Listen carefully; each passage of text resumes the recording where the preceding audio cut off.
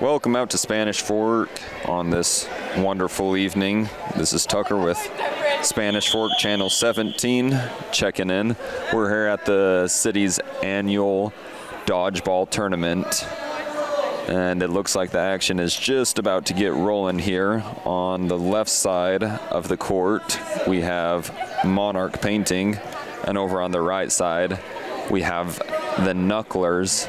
And it seems like both of these teams are rather new to this competition. I don't know if any of them are repeat customers, so it'll be interesting to get a look at what's going to happen in this first game here. Now, we were watching them warm up just a couple of minutes ago, and it looks like some of these guys are maybe ex-baseball players or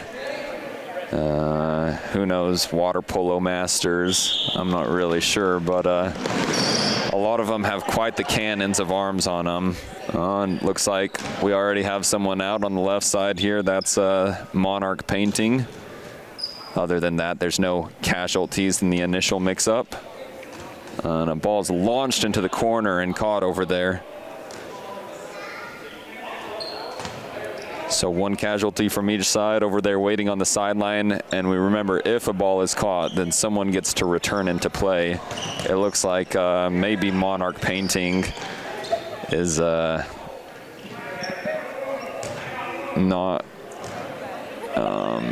remembering to act upon that rule. We'll see if they figure it out in a second here. And another out for Monarch Painting. It looks like the Knucklers are really getting some momentum going. And that's another one, rocked right in the stomach. So it seems like the strategy, and down goes one from the Knucklers, right in the feet. So it seems like both these teams are pretty evenly matched. We'll see who plays it cool and comes out on top here. So far, 4 are gone from Monarch Painting and 3 from the Knucklers. And it looks like they're taking a second to catch their breath a little. Now, the rules are pretty simple. Most people get them from, playing dodgeball in elementary school. It seems like it's pretty standard knowledge across the industry, but just for a little refresher course, the rule number 1, the most basic rule, is if you're hit, you're out. And that also counts if the ball is hit off someone and then smacks into someone else, then both players are out. If you catch a ball that's launched across the floor here, then the player who threw the ball is out. The court of play, the field of play here extends to the basketball court line, so it's the black lines along the side. Players can, 2 great hits there, back to back, and it looks like there should only be 2 players left for, unless someone got away with something there.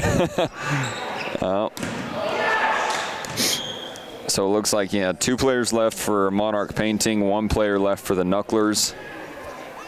4 players left for the Knucklers. And now we're just down to 1 for Monarch Painting. Let's see, 2.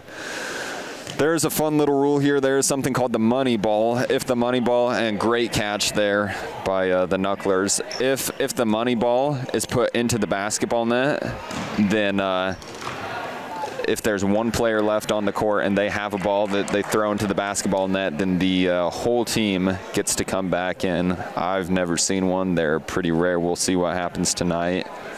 It's almost as rare as the sighting of the Loch Ness Monster, but who knows? We might get lucky here.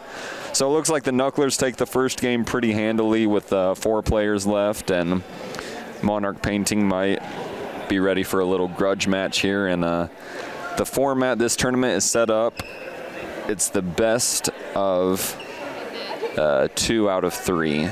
So if the Knucklers take another win here, then they'll progress to 1 win in the bracket. So there's a main pool of play, which consists of about 10 games. And then after that play is over, then they continue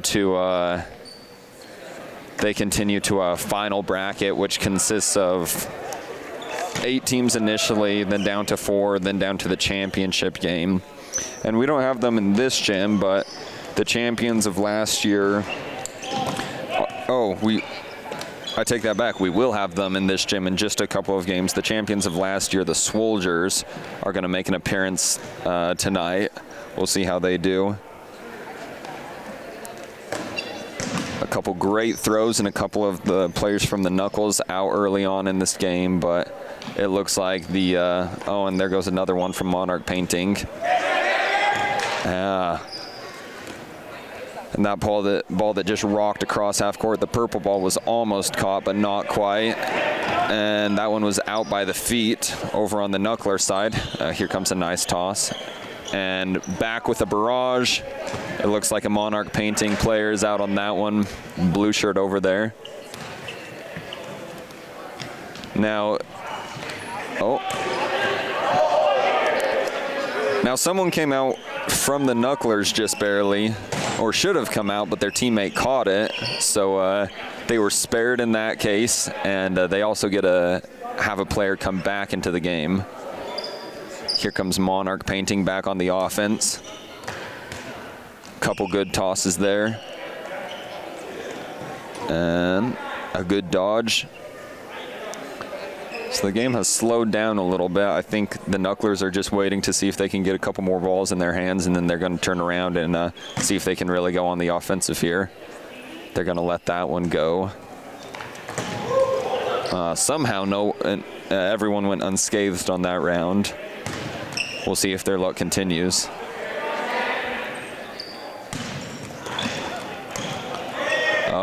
And someone's out on the Knucklers. Seems like the 2 players from the Monarchs are really just trying to keep their whole team in the game here.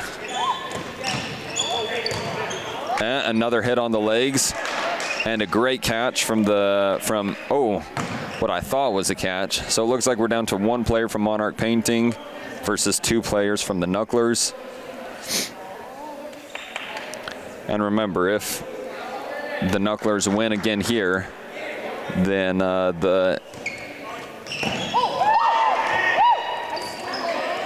it looks like he took a quick hit there, so now it's just 1-on-1. And if I remember right, the rules from the 1-on-1 scenario are they give the balls 1 to each person, and they get to chase each other around the court. It's kind of a free-for-all going around the court.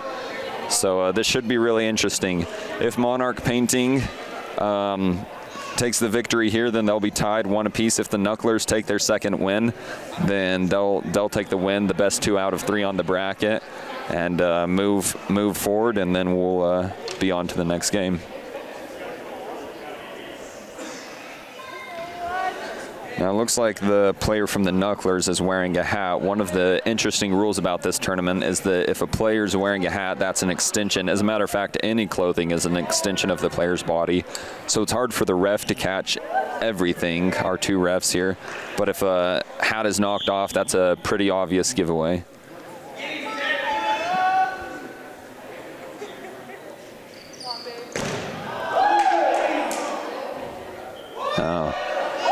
I think we're all stunned here. I'm not sure who hit who. It looks like they both thought that they hit each other. A great throw from each side, so we have 1 victory across the court. It looks like the refs are meeting at midcourt to try and figure this one out.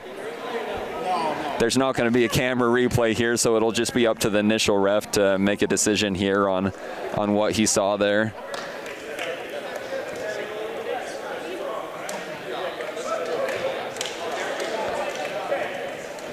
So it looks like the final ruling is going with the Knucklers on this one. So the Knucklers take a point. They're going to move on. The Monarch Painting will be back later. Remember, it's a collective of how many points you get throughout the evening. It's not single elimination. As a matter of fact, each team, I believe, is guaranteed 3 games. So we'll go ahead and move on to our next game here. And thanks for watching. Once again, this is Tucker with Spanish Fork 17, and we'll be back in a moment. All right, and we're back once again with Spanish Fork 17's coverage of the city's annual dodgeball tournament. We're on to the next match now. It looks like on the right we have Brent Brown Toyota and on the left, the Purple Cobras. So our previous game was Monarch Painting versus the Knucklers. If I'm understanding correctly, the Knucklers took the final win on that, and so they'll be taking a point and moving forward, and we'll see them in just a little bit here in a couple more games here. Meanwhile, this is the first co-ed team that we're seeing here on the left. Both of the teams up to this point have been all boys teams, so we'll get to see.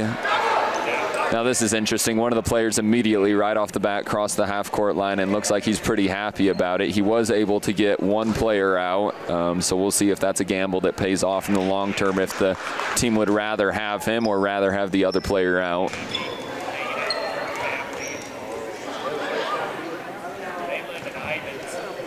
Now both teams have played pretty conservatively so far. There goes a rocket of an arm across half court from the Purple Cobras.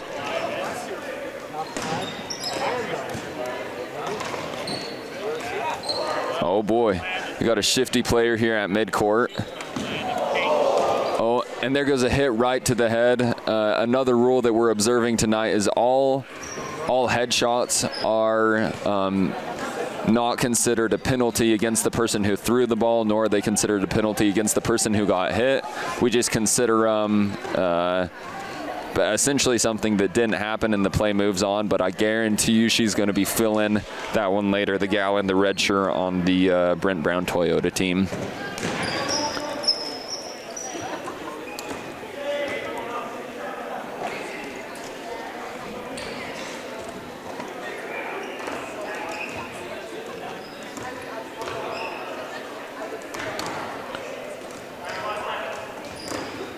Let's see. And that shot hits the Brent Brown Toyota's player right on the feet, and he's out of play, so I don't think they would have been able to catch that anyways, but still a fun little jest towards the end of the game. And a good throw there. I'm not sure if that actually hit someone, but just because there's two refs and you know, it starts out with 20 players, there might be some things that teams are getting away with. And now she's going for the money ball shot. If the ball goes into the basketball hoop, then, it looks like because of that caught ball, they bring another player back into play here. He was the first one they got out that jumped over the line at the beginning of the game. A couple good tosses. So, although it seemed like everything was over, the player from the Purple Cobras with the cannon of an arm just barely came out of the game. He made a great catch earlier, so they're going to really miss him. Now it's a 2 versus 4 situation. A couple great throws here. And although that was a great throw, it came off the back of the player of the Purple Cobras and was caught by the beard over here on the left. So a great catch by him, and they also get to bring another player back into the game here. And you see that money ball shot almost went in. Let's see about this one. And that'll do it for our action in this first game with the Purple Cobras and Brent Brown Toyota. Now the teams will switch sides. So we'll have Brent Brown Toyota on the left and Purple Cobra on the right. The score is at 1-0 with Purple Cobras on top. And we're back at it. A good run out by the Brent Brown Toyota team. It looks like they're not taking lightly the result of the first game, so they're ready to come out and get back in the action. They already have 2 eliminations out from the Purple Cobras. And even though a ball just barely went into the basketball net, it's not counted since that was not the last player on the court. So even though it was cool and we don't see that a lot in this scenario, it doesn't mean anything. And a great throw from the Brent Brown Toyota team. It looks like they're hitting hard and heavy right off the bat here. A little tomfoolery or trickery, whatever you want to call it, from the Brent Brown Toyota team. Have players popping over other players' shoulders, and there's another out there and another one. Currently, the Purple Cobras are just falling like dominoes. It looks like they're down to just 3 of them.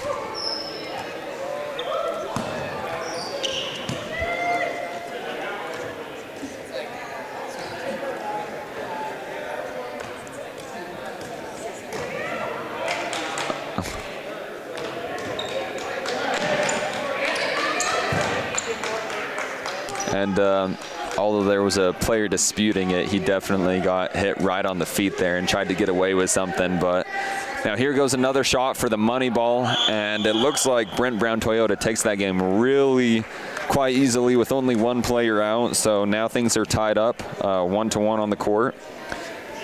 Purple Cobras taking the first game, Brent Brown Toyota taking the second game, and now we're ready for our final game. We're going to get the 8 balls that we use lined up in the middle, and this should be an exciting one. Now I think if I was a Purple Cobras player, I'd realize that where they kind of went wrong was no one rushing the middle right at the beginning of the game. So we'll see if they change up their strategy a little and come out and try to grab the balls pretty early on and get a couple of outs.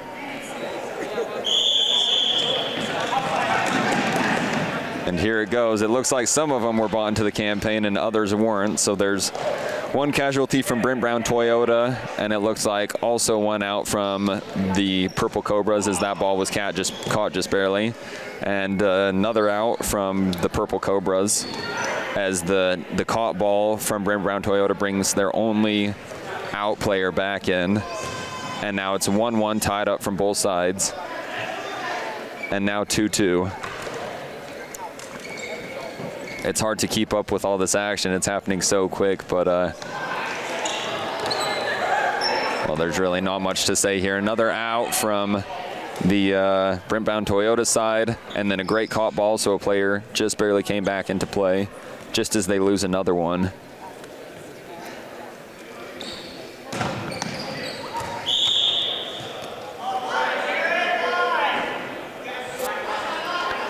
And it looks like the ref caught something that the player wasn't aware of. He stepped over the middle line, maybe not even thinking about it. He was just so eager to make a great throw.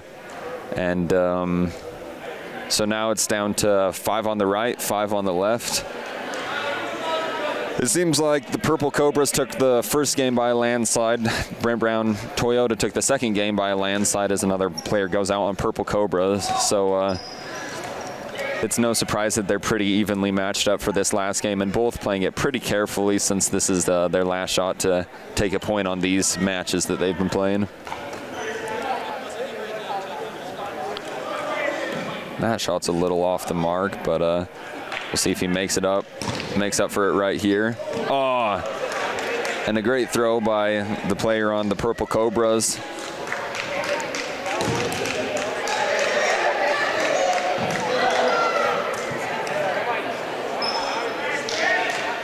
All right, well, we will see if the Purple Cobras can get back into this. Brent Brown Toyota has a clear advantage here. 4 players left on the court to their 3, but already tonight we've seen more interesting things happen. And there goes another player from the Purple Cobras. So now we're 2 against 4, the 2-to-1 ratio.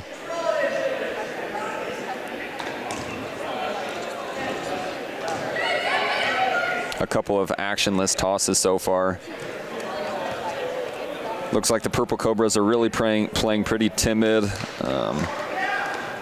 They realize the gravity of these next couple throws and catches and what happens here with these final 2 players. Oh, and a great toss there by Brent Brown Toyota. So it's down to our final player on the Purple Cobra side. And there's another out right there. And the player shouldn't be back in. I think he's a little confused about the rules of this arrangement, but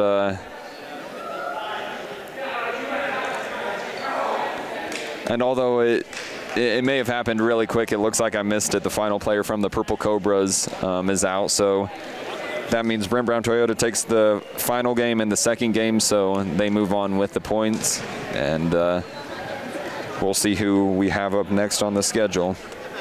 This is Tucker from Channel 17 checking out. And this is Tucker with Spanish Fork 17 checking back in. Right now we got the Knucklers on the right, who won the first matchup, and the Soldiers on the left, who are this tournament's last year's returning champions. So we'll see if they live up to the high expectations that are put upon them just because of their status in that sense. But the Knucklers did have a very impressive first game, so I'm sure they're ready to make their mark and show them who's the new boss in town. Now, a couple terrific throws that I definitely couldn't dodge, but then again, I'm wearing Chuck Taylors. I'm not sure how much grip they'd have on this floor. They used to be the premier basketball shoe, and I think it's been a long time since those days. We've definitely come a long way since then. A couple good tosses early on get 3 players out from the Soldiers, the returning champions, and 2 players out now from the Knucklers. And I'll tell you, the heat that they're putting on some of these balls is pretty dang impressive. And another loss from the Soldiers. So it looks like things are pretty evenly matched up at this point. There's about equal losses from each side, and you got the returning champions from last year's tournament, and then the returning winners from a couple of matches ago. The way we have this set up is it's best 2 out of 3, so the Knucklers will have to knock them off there and then do it again to really prove that they deserve the title of dethroning the reigning champions.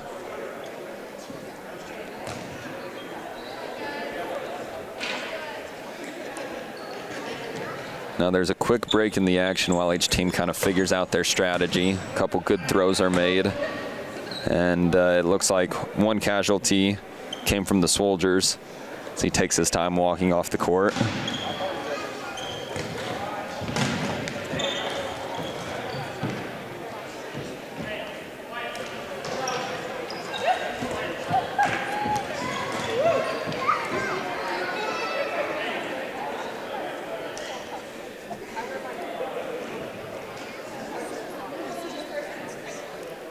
Each team stands across, staring at each other, measuring each other up. And a great catch is made there by the returning champions, the Soldiers. And not only do they get a player out from the opposing team, they also bring one of their own players back in. So now what was just a second ago, and that's the game. As quick as you can blink, it's pretty much over. The Soldiers take that one, proving to everyone here why they are the returning champions, why they took the trophy last year. We'll see what happens the second game, but it seems like that's a pretty irrefutable answer to the question, do we belong on this court? Do we own the trophy? And we're ready for an exciting game 2. It looks like the Soldiers are taking a little bit more of a timid approach. There's 1 casualty from each side, and it's not clear who hit who first. There's a little interaction with the ref, but that's not going to amount to anything. If there's one thing we can tell you, it's that the ref's always right. So 1 casualty early on from each side, and another player eliminated from the Soldiers. Looks like the Knucklers, after switching sides, maybe are getting a little bit of their umph back, and they're ready to come and see if they can take game 2. And another loss from the side of the Soldiers.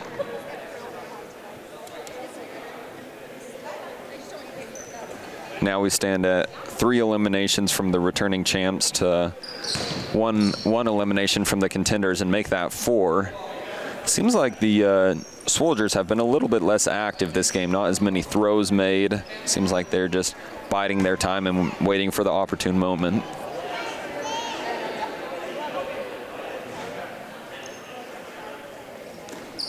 And here comes a hard toss and an even better dodge. Nimbly and ably jumping over the ball. Oh, and another dropped catch and another hit amounts to the Knucklers with 1 player out, and the Soldiers with, I'm starting to lose count here, it looks like 5 players out, now 6. There'll be a miracle if they can get back into this game, but not one I would hold against them. They are the returning champs, and if there's anyone in this tournament who would be able to do it, it should be the Soldiers. And another ball that just hit 2 people, and it looks like I spoke it into existence here. A couple great tosses, and things are becoming a little more even. Still quite the disparity, and there should be another elimination there from the Knuckler side.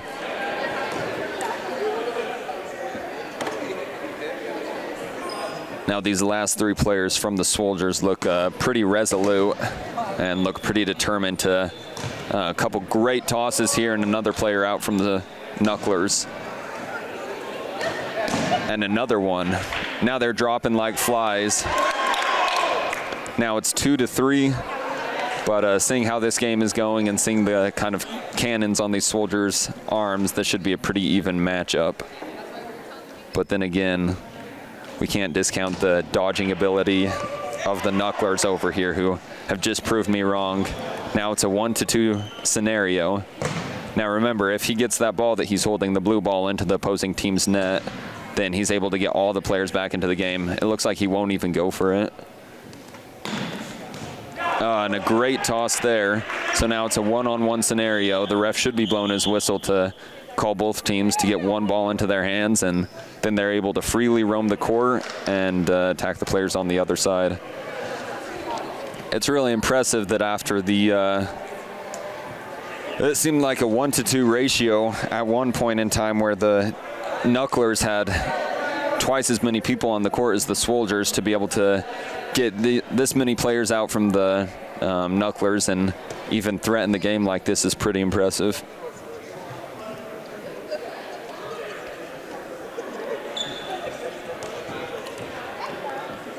All right, this should be a pretty exciting engagement. And now all the balls have been removed from the court. Each player has one ball. It's really instant elimination. You got to calculate when's the right time to make the right throw. And there goes the throw there. And there's not really anywhere where you can go. So that just shows what happens when you keep your cool and stay on the court. We'll see you for the next game. Oh, excuse me. That wraps it up. Are we live? That wraps it up. That's the Soldiers, the reigning champs, coming back and showing why they're the boss. This is Tucker with Channel 17, and we'll see you in a moment. This is Tucker with Spanish Fork 17, right back with you for the city's annual Dodgeball tournament. This matchup, we have Brent Brown Toyota against Monarch Painting, both of whom we've seen before. We remember Monarch Painting, who was eliminated the first matchup when they went up against the Knucklers, who just barely took a loss to the returning champions from last year, the Soldiers. So this time we got Monarch Painting over on the left, and Brent Brown Toyota, who you'll have to excuse me, before I was calling them the Purple Cobras. It looks like I mixed up the two teams, but Brent Brown Toyota over on the right. And they were able to take the... Oh, they won one game and then lost 2 games consecutively. Oh, no, excuse me. They lost the first game and then won 2 games consecutively to be able to take the win during their last matchup against the Purple Cobras. We'll see how they do this time. Right now, things are pretty evenly matched up, and a great catch there should be bringing a player back into the game. Oh, and a diving catch that was just barely missed at midcourt.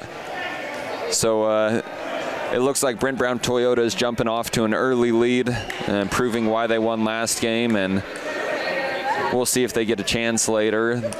One thing I can say about them is they're just a very uniform team. There's not 1 or 2 players who jumps out as there are with some of the other teams, but there's just a lot of players who are making some really good strikes early on, but I shouldn't speak too early. With a couple of great tosses, it looks like Monarch Painting is getting right back into it. And a nice toss there, eliminating another player from Brent Brown Toyota. And what a fantastic catch by Brent Brown Toyota, not only eliminating the player who initially threw the ball, but bringing in a player from their own team. So now the matchup is 5 on the Brent Brown Toyota side to 4 on the Monarch Painting side. And a great elimination there, and an even better dodge, allowing it to escape between his legs and off to the back wall. Now it looks like Monarch Painting is charging up and getting ready to throw a couple of heat-seeking missiles across midcourt here. And a great toss, and that player was eliminated twice, and another player was eliminated off his hands as he attempted to go for the catch. And a couple more great throws, and he looks at the guy and says, "Hey, I'm already out. All right, now it's an even matchup here, 3-3. Make that 2-3. Oh, and a fantastic catch to bring in a player from Monarch Painting and take out a player from Brent Brown Toyota. And now the player from Monarch Painting discards his hat. He says, I've had enough with that. Not only does it enlarge in your hitbox, obviously there's more points that the opposing team can hit you on, but it also looks like it may have just been distracting him a little. Well, let's see if he puts it back on. Now it's all hats on the floor at this point. 2 from Brent Brown Toyota will take on 3 from Monarch, and there goes a great toss. That one's a little off into the distance. Now, he thought he caught that one there, and he brought a player back in. As a matter of fact, it hit the ground before he caught it. So, like I said earlier, the refs aren't going to see anything. There's 2 of them. They're doing an awesome job being out here and supporting this awesome tournament. That ball was almost caught. And I'm not sure what the players think happened there. It looks like it grazed the player's arm right after hitting the ball. So awesome, honest play by the player from Monarch Painting who said, yeah, I'll take that one. And now it's a 2-1 matchup in favor of Monarch Painting. Ooh, and a great toss there. I'm not sure if that one got tangled up. It looks like it didn't get tangled up in the feet of Monarch Painting. Let's see what Brent Brown Toyota, the player over here on the right, can come up with. And a great push away there with the balls that he has in his hand. And it looks like right now he's controlling most of the action with the vast majority of the balls on his half of the court. An attempt made for the...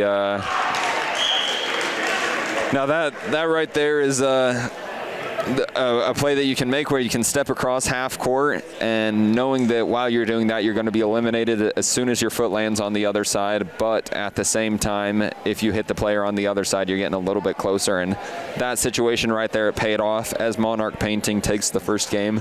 And now we'll switch sides and see what happens in game 2.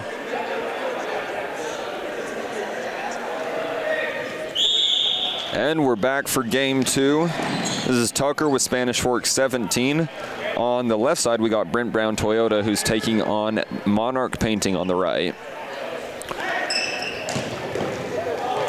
And up to this point, Monarch Painting took the first game. It came down to the wire, though, while they had 2 players on the court. Brent Brown Toyota had 1, and they barely got them at the end. And 2 great tosses from each side there, and 1 player eliminated from each team.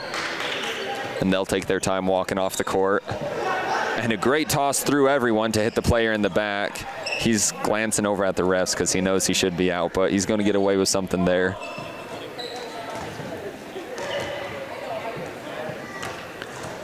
And an attempt at a catch was just made there.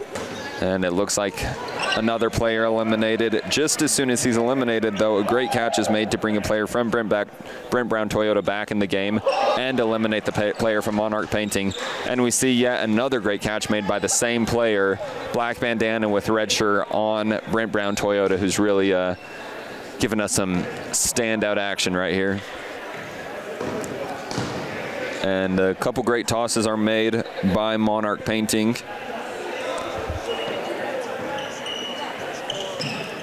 Now, it looks like things are pretty evenly matched up at this point as we lose another player from Monarch Painting. As a player makes a toss and then mad scramble backwards to avoid getting hit. Now, great toss there by Monarch Painting, and it looks like Brent Brown Toyota is down to 4 players to match up with Monarch Painting's 5.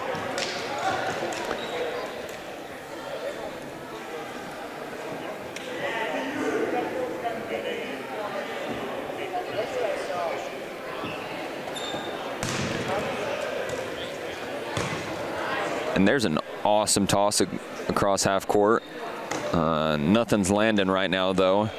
And Monarch Painting decides we're going to go back on the offensive, but nothing comes out of that either.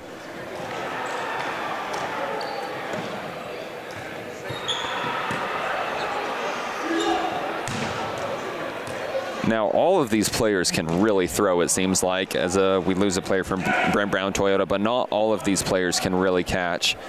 However, this fellow in the red shirt at half court here, he's, after catching 2 balls this game, bringing 2 players back in as we lose the final player besides the red shirt player from, and it looks like that's it.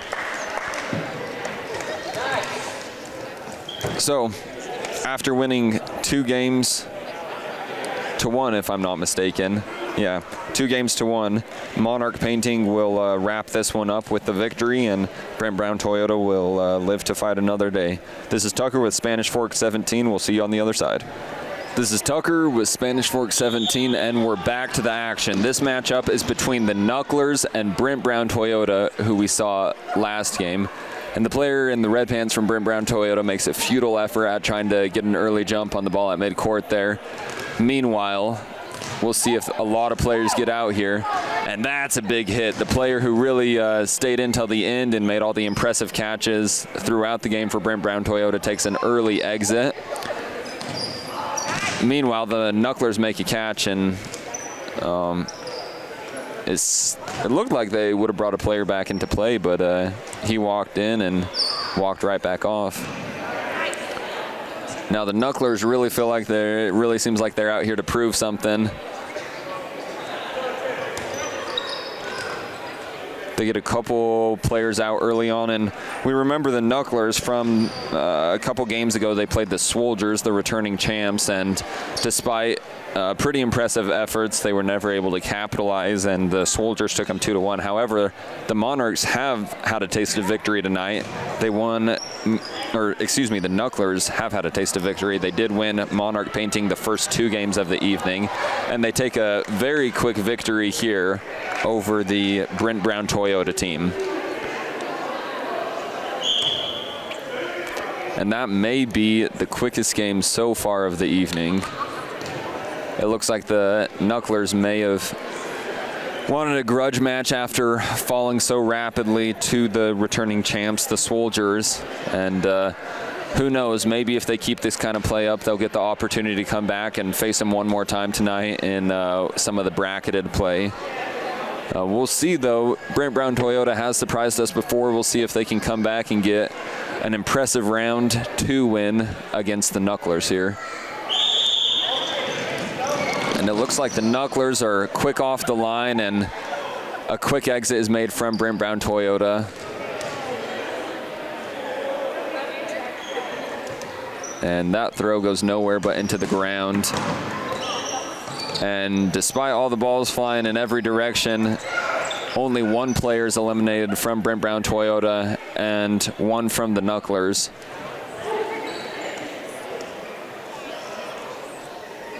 Now, once again, that player eliminated from Brent Brown Toyota was the player that was making the most impressive showing early on in the night. So it'll be a big loss having him. But it seems like after a second of play, this game's not going anything like the last game. Both teams have 2 players out. Excuse me.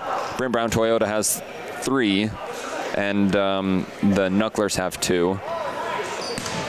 Another great toss is made there to get another player from Brent Brown Toyota eliminated.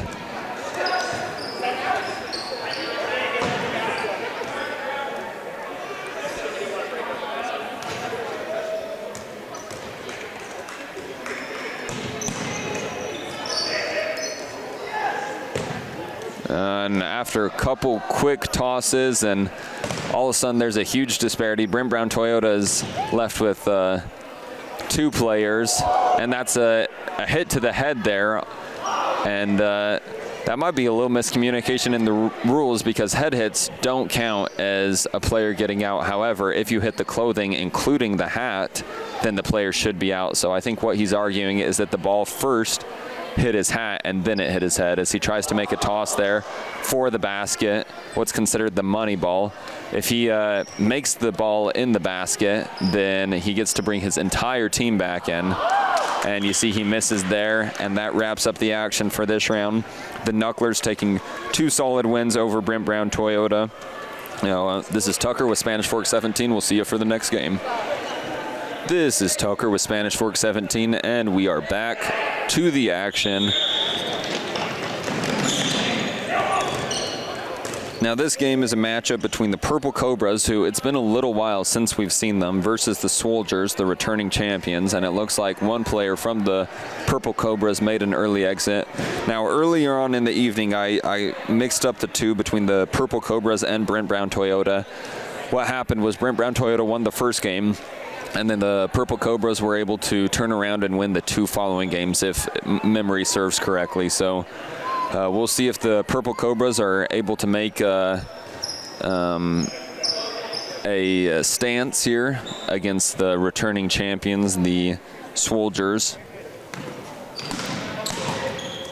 And a couple of cannons rock across midcourt, but nobody is out so far, and there will be the first exit that we've seen in those last couple of throws. So now now things stand at 4 players out from the Purple Cobras, and so far only 1 player out from the Soldiers.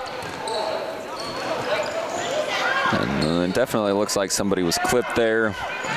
Once again, the Soldiers may have gone away with something. As a player from the Purple Cobras takes a headshot, I think it may have hit his hands first, so he's walking as though he's out, as another great catch is made from the Soldiers. There's honestly not a lot you can do against this barrage. So it looks like the Purple Cobras player did figure out that he was still in the game. But at this point, it's going to be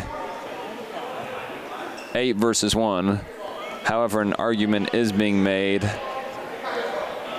trying to figure out what's going on here.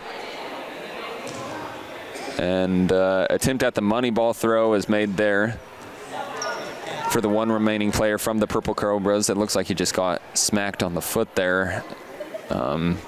He thinks that it hit the ground first, and a great shot is made at the money ball throw, although nothing comes of it. Now, if the Soldiers would just take a step back and catch these balls that are being thrown towards the net, as one player attempts to do and is eliminated after not being able to make the catch.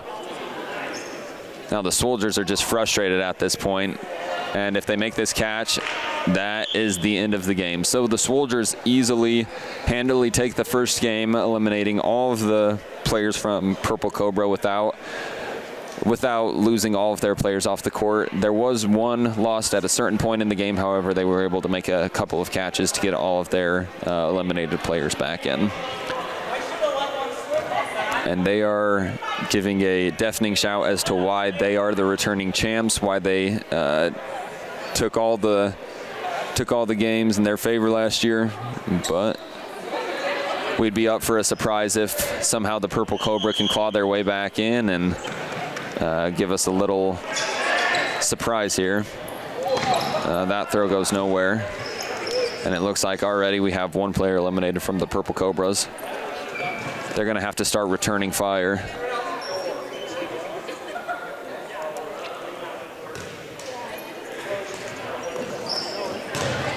On a spectacular catch made by Purple Cobra, and not only does that eliminate the other player, but brings their own player back in.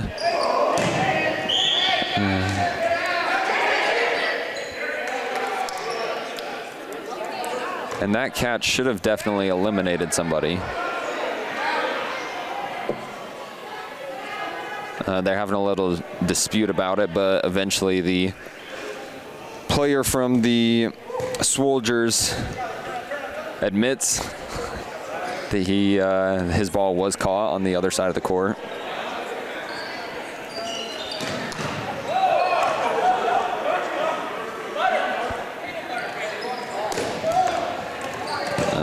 As a timely throw is made there and eliminates the player from the Soldiers.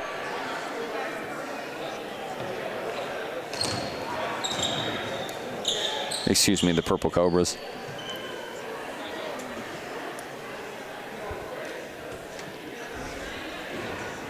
Looks like there's a little stall in the action. And that's the way you're going to have to play it if you want to take down the reigning champs. You just have to take your time, make the throws, get all the balls on your side, and hope to eliminate maybe one or two and dodge all the balls on the other side. I think the Purple Cobras are realizing now that if they play a little bit more slow and methodically, then maybe they have a better chance in the long run here. Already things are looking better for them as they have 5 players out compared to the Soldiers 3. With, if you remember the result of last game, the Soldiers had all of their players out except for, or excuse me, the Soldiers had none of their players out, while the Purple Cobras had all of them.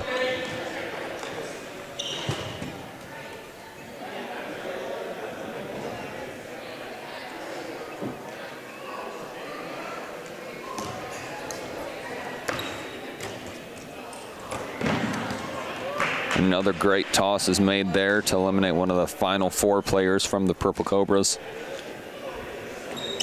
And the Soldiers player winds up and delivers an awesome throw right to the Purple Cobra player's back.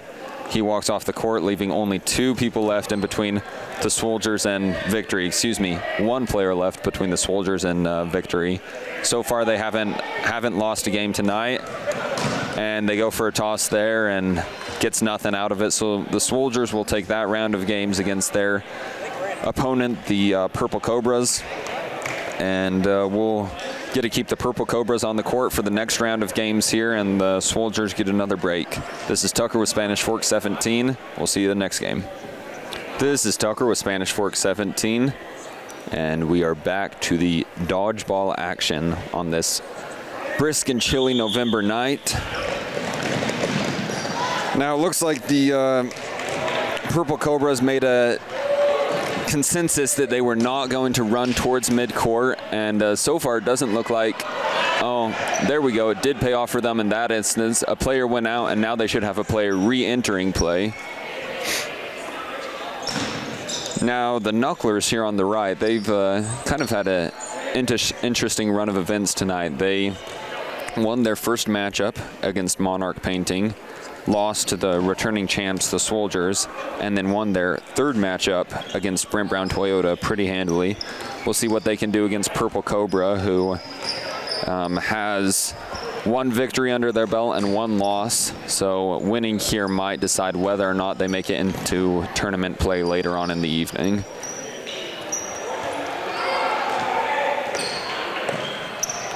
Now, things are pretty evenly matched up so far. The Knucklers have 3 out, and the Purple Cobras have 4 out, although unbeknownst to them, one of those players should be back in due to a catch made earlier.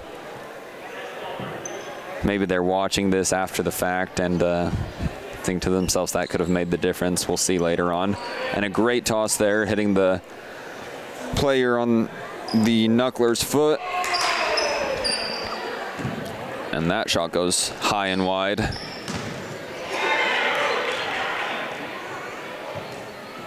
Now we're down to 2 players left from the Knucklers against 3 from the Purple Cobras. The Purple Cobras are definitely here to prove something. They thought they should have been the ones to take the win last game, as another great throw is made there. So we have 3 remaining players from the Purple Cobras and a single player from the Knucklers. We'll see what he can do here. And an attempt is made at the money ball, that one landing a little bit closer than some of the other ones we've seen tonight, but still off the mark. If he can get a ball in the net here, then that would bring his entire team back in. Oh, and that one just grazes off the rim. And he had an easy opportunity there that he missed.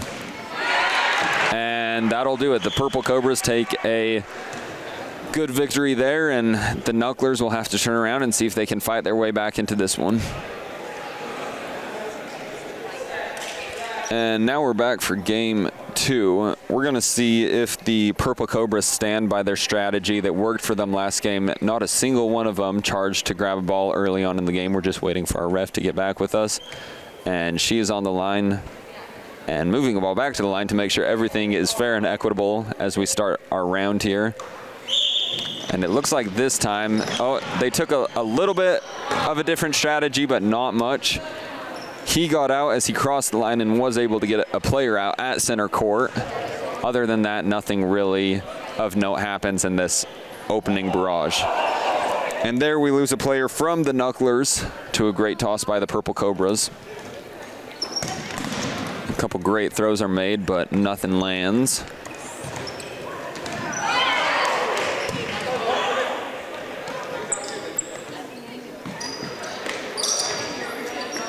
And the player from the Purple Cobras is arguing that he got someone out on the other side. However, he was out prior to the player on the other side getting out. So despite that, he'll go ahead and walk off the court. And with one catch, the Knucklers bring the Purple Cobras bring 2 players back onto the court. It looks like there's just a lot going on right now. The Knucklers, they're just playing a little lackadaisical, acting like maybe they're resigned after a long evening of play. Although a great throw was made there that looked like it may have hit 2 players. And that player that just got rocked in the head, he's going to feel that later, but and the refs are making the smart decision to stop the match just for a second as the entire left side of his face is completely red, beet red. Redder than his teammate's red jacket. But he assures the ref, hey, I'm good to go. Let's get this game rolling. So after a short rest for both the teams to get their strategy figured out, we're back into the action. Now both teams are playing a little timid right now. The Purple Cobras took the first game.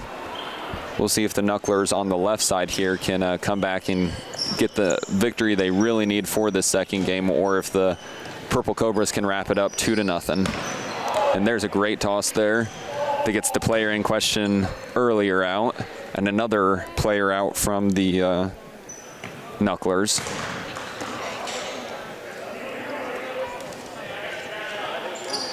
Excuse me, the Purple Cobras.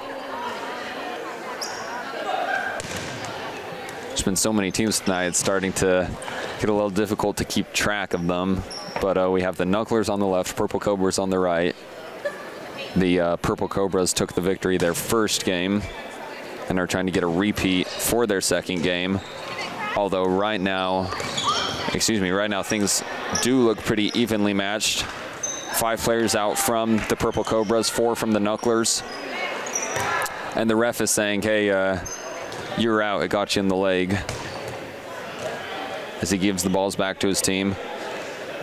So now we see they got 7 on the court for the Knucklers, 3 for the Purple Cobras. It'd be really impressive if they could fight and claw their way back into this one.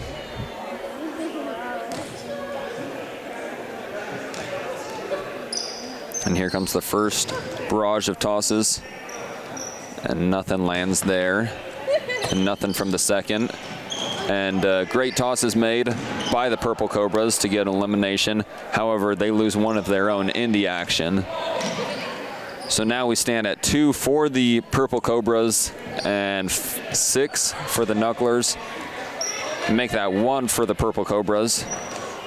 Now, if they lose here, remember, it is best of 2, so we'll go right back to the action and see a third game, although he's not able to make the catch. So now it stands as both teams at 1. They will switch sides of the court. Purple Cobra will go to the left, the Knucklers will go to the right, and everything will be decided here in the third and final game between these 2 opponents.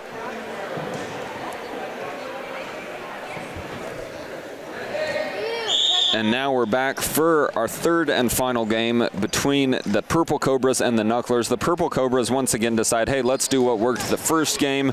We're going to hang out in the backcourt. However, that results in 3 early eliminations from the Purple Cobras. But they're not going to let that get them down, as the Knucklers make 2 impressive catches, resulting in 6 players altogether being out from the Purple Cobras in an early exit. And now the Purple Cobras are scrambling. They know it's not going to be long before everyone's eliminated. We'll see if they may get lucky with a money ball that goes into the net late on in the game. However, things aren't looking good.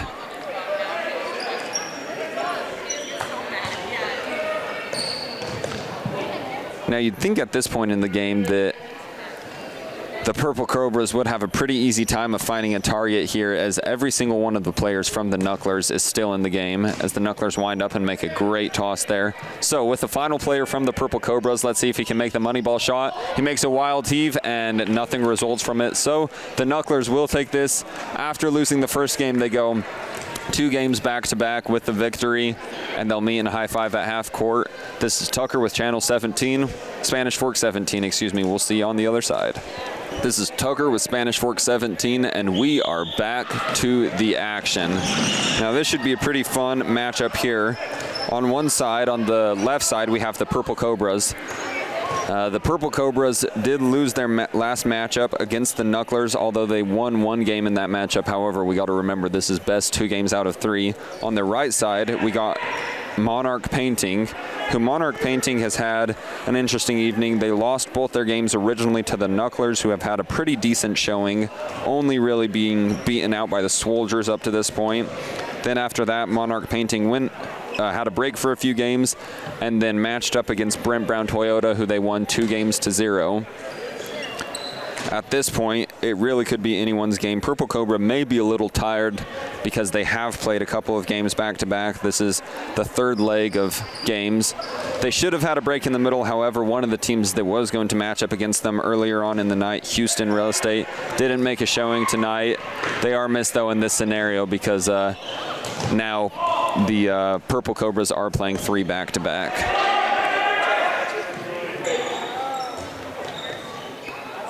Now, so far, it looks like the Monarch Painting team has been a little bit more dominant in this game.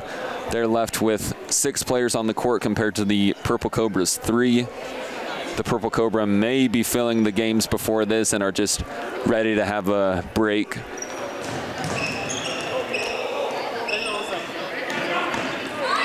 Now, a great toss there by the Purple Cobras team to get one of the Monarch Painting players out. However, at any time, we have to remember that if a catch is made, it not only gets out the player who made the initial throw, but a player from the catcher's own team. Now, the players re-enter the game in the order that they were eliminated from the game.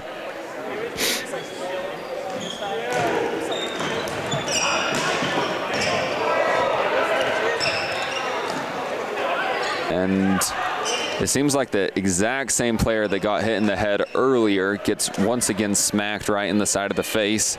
He's definitely not having a good night, although he's done a lot of good stuff for his team.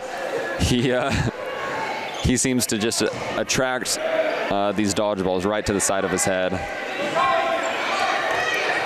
It seems like there's a little healthy jeering going on back and forth between the teams, but at the end of the day, it is Monarch Painting who takes the victory and puts Purple Cobras right up against the ropes. If they lose this game, this will be their last game of the night, if I am correct.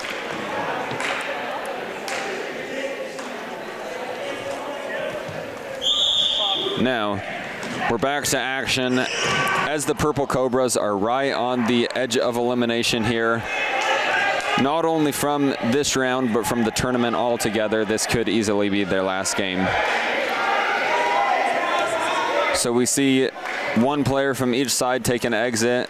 However, the Monarch Painting crew makes a great catch to bring one of their players back in. Now the Purple Cobras are down 2 players compared to the Monarchs Painting, still having all their players on the court.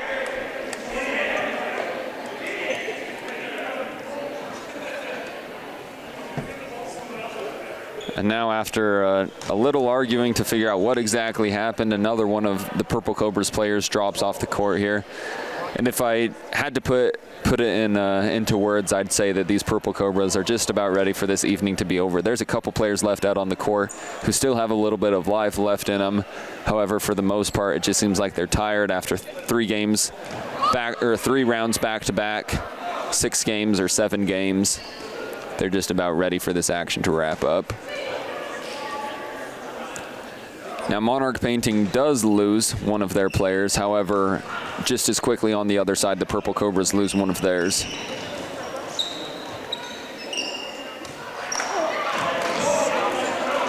And connection is made there, and once again, the Purple Cobras find a loss. However, Purple Cobras strike right back and eliminate one of Monarch's paintings, who has 2 out now compared to the, well, let's see, 5, now 6 from the Purple Cobras.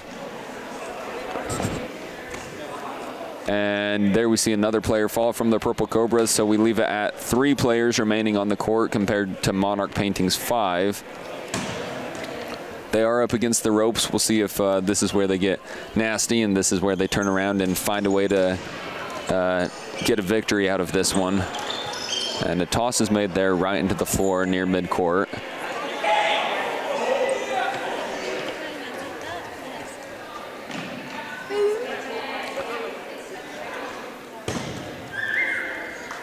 Let's see. Not really much landing right now. It looks like Monarch Painting is just waiting to have all of the currency in their hands, all of the balls, and they're ready to make a big play here. After all those tosses, nothing lands, and a great dodge by the player on the Purple Cobras, and he's able to get elimination there on the feet of the player from the Monarch Painting crew. Now that leaves us with 3 from the Purple Cobras, who are fighting for their dodgeball lives here against all 5 players from Monarch Painting. And here comes a barrage of throws, but once again, nothing lands.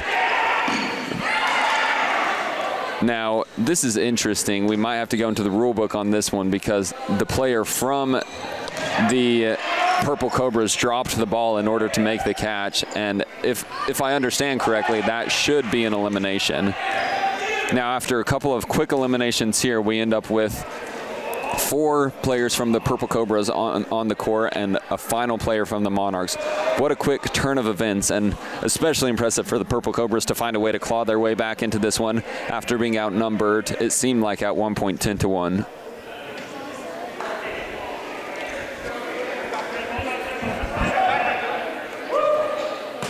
Now that could have been the blow that ended everything, and a shot is made for the money ball shot at the basket there, and another great toss. We'll see if he decides to go for that money ball throw again here, or decides to get someone out with this throw. I'm not quite sure, since no money balls have hit this entire evening, what the winning strategy is, as he's able to make a couple of impressive dodges and then almost takes one to the side of the face. Here comes the money ball shot, and he gets out just as the ball misses. So the Purple Cobras live to fight another day. They're in for one more game. Meanwhile, Monarch Painting has to decide whether they want to close this one out here.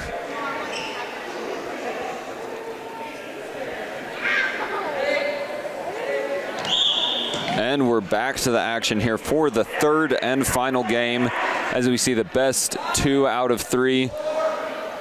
We'll see if the Purple Cobras make their comeback here after losing the first game. They get 1 early out, 2 early outs. Although it looks like one of the players may have decided that it was in his best interest to maybe not walk off the court. So the Purple Cobra player, after making a risky play across half court, it does not pay off. He doesn't get anyone out and ends up walking off the court.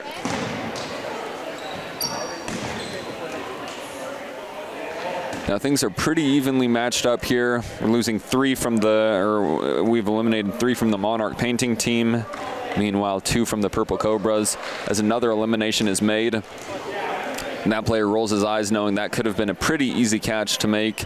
However, it just glanced off his hands in the wrong way. So now we're all tied up 3-3. And now the Purple Cobras are making a pretty impressive comeback. They've eliminated 5 of the Monarchs Paintings players and 3 of the Purple Cobras players. This will be an interesting one, though, because just this last game, Purple Cobras were able to eliminate all of Monarchs Paintings after being pretty well outnumbered. As we see Monarch Painting make 2 great eliminations there. So now there's 4 Purple Cobras out and 5 Monarchs out. So this should be a pretty even game. And with that, another 2 eliminations are made for Monarch Painting. So now they're down 6 to Purple Cobras 5. Ooh, and after just barely trying to skate around that ball, he's clipped on the legs, and the Purple Cobras lose another player.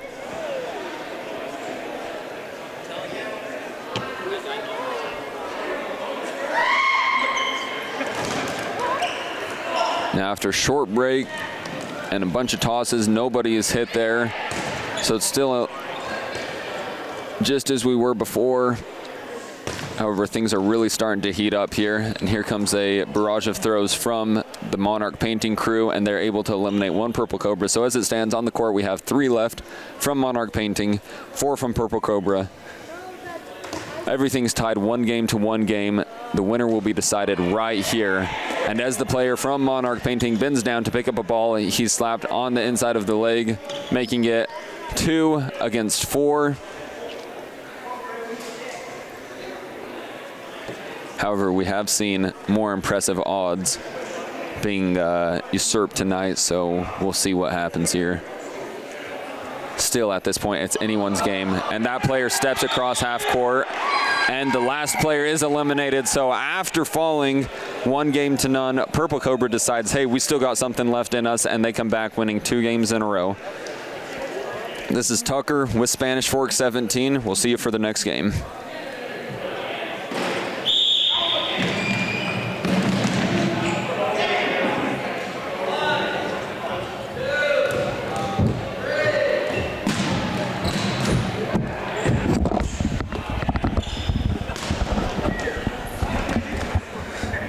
This is Tucker with Spanish Fork 17, and we are right back to the action. Now this game between the Swolgers on the left and Monarch Painting on the right seems like it may already be decided. Monarch Painting took a fall their last game to the Purple Cobras, who lost pretty handily to the Swolgers. The Swolgers are the returning champions. We'll see, though, if Monarch Painting is able to surprise us here. Now, great toss is made there by the Swolgers, eliminating yet another player from Monarch Painting. And as it stands, there are 5 players out from Monarch Painting compared to the crew of 1 player out from the single-man crew of 1 player out from the Swolgers.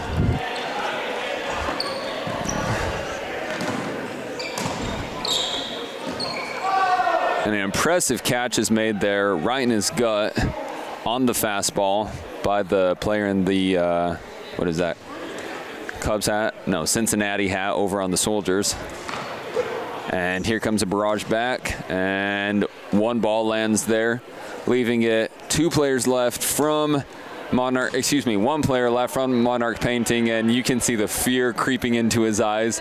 He knows that the end is probably near for him. And there lands the blow. So the Swolgers easily and handily take that first game. We'll see if somehow by miracle Monarch Painting is able to chip away at it the second game and maybe make a surprising bout. And it looks like one of the players from the Swolgers is taking a break. The rule for this tournament is your team is allowed to have up to 12 players. You must have at a minimum 10 in order to compete. And it looks like because of the excess of players for the Swolgers, one of their athletes is taking a break this game.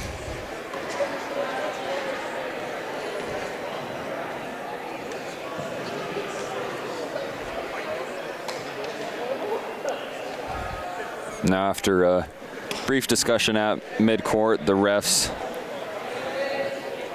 now are back to their positions and blow the starting whistle, and here goes the beginning of the second game. An early elimination is made on each side, and another great one there as the player that made the elimination gets out. So now, not including the player that's sitting out this game, things sit at 2 players out for the Swolgers and 4 players out for Monarch Painting. Sometimes these things happen quicker than I can keep track of. And here comes a couple great tosses here. And a player from the Swolgers is pushed out of the game. Make that 2. It looks like the ref saw something that maybe we didn't see over here. And he goes ahead and enforces it. So there's 4 players out from the Swolgers and 6 from Monarch Painting. It'll be a miracle if they creep back into this one. And just as I say that, another player is eliminated from the Swolgers, as is 1 from Monarch Painting. So that leaves it 3 on the court for Monarch. 5 for Soldiers. Make that 4 for Soldiers.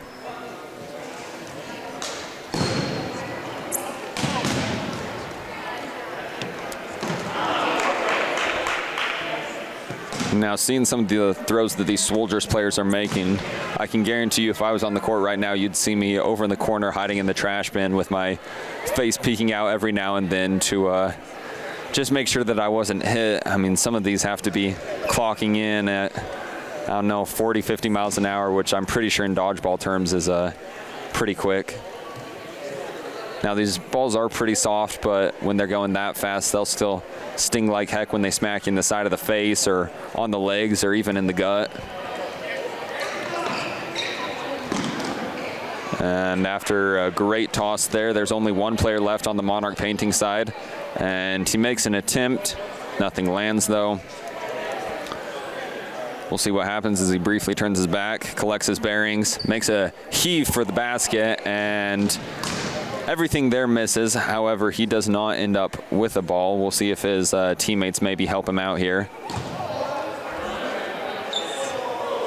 And it looks like the Soldier player looked like that one, or thought that one landed. However, it did not.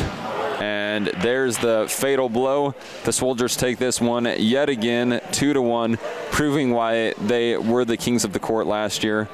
We'll get to see them once again on the court this next game up against Brent Brown Toyota.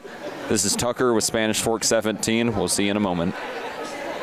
This is Tucker with Spanish Fork 17, and we're right back into the action. Now, this matchup should have a pretty clear outcome. This is the Soldiers, the returning champs, matching up against Brent Brown Toyota. Now, Brent Brown Toyota hasn't won a round tonight. They did win a game earlier on in the evening against the Purple Cobras, but since then haven't been able to eke out one victory. And on the other side of the court, on the left side here, we have the Soldiers, who are the returning champs from last year. It seems like each player has a cannon for an arm and an impressive ability to catch any ball thrown his way. And they have not lost a game so far. And we'll see if there is an interesting upset that happens here.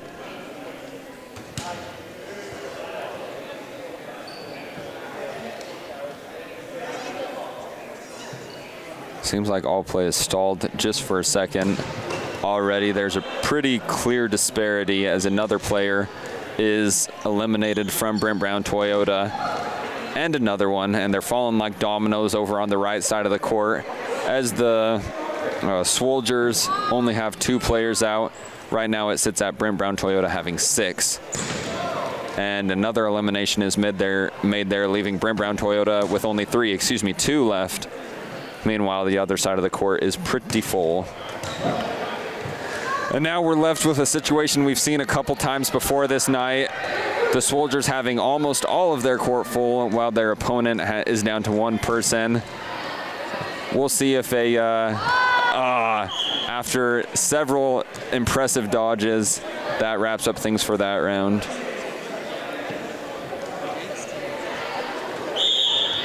Now, after this round, we will be finished with our regular play for the evening. When I say regular play, I mean just these ordinary matchups, and we will be on to the seeded tournament bracket. Now, only 8 teams will move on to that seeded bracket. One of them we're looking at right here on the right, the returning champs from last year, who have gone undefeated thus far tonight. We'll see if that impressive streak continues as another player drops from Brent Brown Toyota. And I'm Tucker, but along with me tonight has been Adam behind the camera, and it's not always easy with the game of dodgeball to anticipate where the action is going to be happening. So a shout out to him who's been able to track these balls back and forth across the floor. Definitely getting a wrist exercise tonight. Meanwhile, on the court, the outcome that we kind of expected just occurred.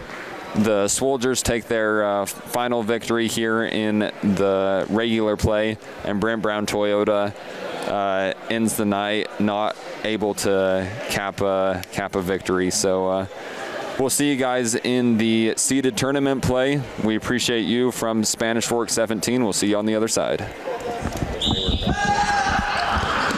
And this is Tucker with Spanish Fork 17. We are back to the action here. So on our right side, we have the Squirtle Squad, and they are facing up against the Lot Lizards. And all evening long, they've been competing in the other gym, so I won't really be able to figure out who's been getting wins on the other side and who's been taking losses. But right now, the Squirtle Squad jumps out to a pretty clear head start here against the Lot Lizards. They have one player out. Meanwhile, the Lot Lizards have, I can't tell if it's, now the Lot Lizards player did just step out of bounds. It looks like he may not have been clearly appraised on the rules, but after being talked to by the ref, he walks out. And the Squirtle Squad makes another 2 quick eliminations, leaving it 2 out from the Squirtle Squad compared to the, let's see, 7 from the Lot Lizards. It seems like this game might almost be over before it started. And another elimination is made there, tagging the foot of the player from the Lot Lizards.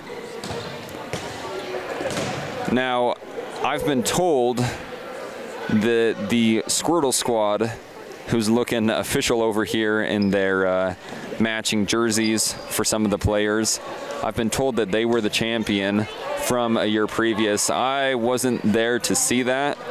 But from the kind of play that I'm seeing here against the Lot Lizards, they definitely seem like they could be a squad of returning champions. Seems like they got a strategy. They know the players who can make the throws, and they maybe know the players who are a little bit better at dodging, who seem to stay in the back a little bit and pass off the balls to the better throwing players. Now, with that last elimination, there's one player left from the Lot Lizards, and he looks forward as if he's ready to take on the whole team by himself. And that one goes high. And now his back is against the wall as a kid comes onto the court. And they suspend play just for a moment to... And as the Squirrel team, they understand the rules here. They make a pretty clever play, holding onto a player's arm as he reaches across half court. As long as you do not touch the court on the other side, then you are able to grab balls on the other side. But as soon as your foot lands or any body part lands on the other side, then you are out. And an impressive throw is made there by one of the Squirtle team members. He's able to tag a player out between his legs with a kind of interesting tactic. Now, if they keep this up, they'll be the clear favorites for the second game. And we are ready for another fun round of play as the ref makes sure both teams are ready. And they're off to the races. Now, a big miss is made there. However, his team's got his back, and he tags that player right on the leg. Now they're going to try for that strategy again. It looks like things may be a little out of reach as an epic dodge is made by the side of the Squirtle Squad as he jumps over a ball flying in his direction. Now some pretty impressive dodges are made there by the Lot Lizards. As another one of them is tagged out and makes his way over to the sideline.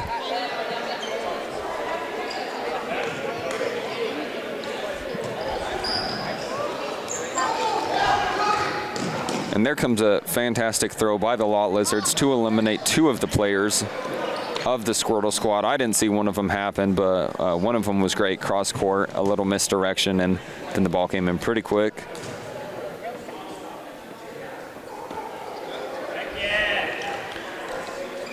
Now, some of these Squirtle Squad players look like they take this pretty seriously. We got taped fingers, and they're definitely here for blood as one of the Lot Lizards steps over midcourt, and he admits, yeah, I'm out. Sometimes that's a tact that can pay off if you're able to jump across the court and hit a player from the air. More often than not, though, it seems like nobody's getting hit on those, and it eventually just ends up in the player jumping over half court being eliminated.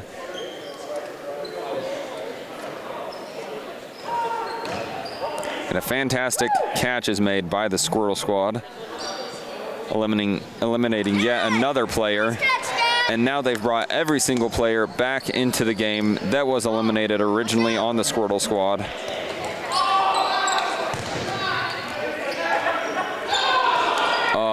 And a catch is just missed on the Squirtle Squad side of the court, but that doesn't matter. There's only 2 players left from the Lot Lizards. Meanwhile, it seems like all players but, well, let's see, 2 are remaining from the Squirtle Squad. And a great throw is made there. And the fans like that one. It seems like the Squirtle Squad may be a fan favorite here. And here comes a quick throw, and that's right on the money as the Squirtle Squads win this matchup 2-1. This is Tucker with Spanish Fork 17. We will see you for the next game. This is Tucker with Spanish Fork 17, and we are right back to the action. On the left side, we have the Lot Lizards. On the right side, we have the Dodge Fathers. We will see if they live up to their name. There's 2 quick and early eliminations as 2 players kind of made a diving effort across the middle line to get each other out, and it looks like it paid off for each of them. So we're evenly matched here across the court. I take that back, and oh, okay, we're still evenly matched. Another player from each side walks off the court here.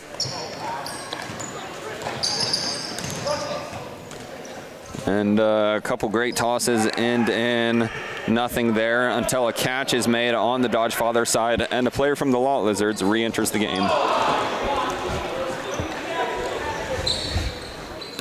Now we see another great catch there right on his tippy toes, or leaping backwards in order to make that.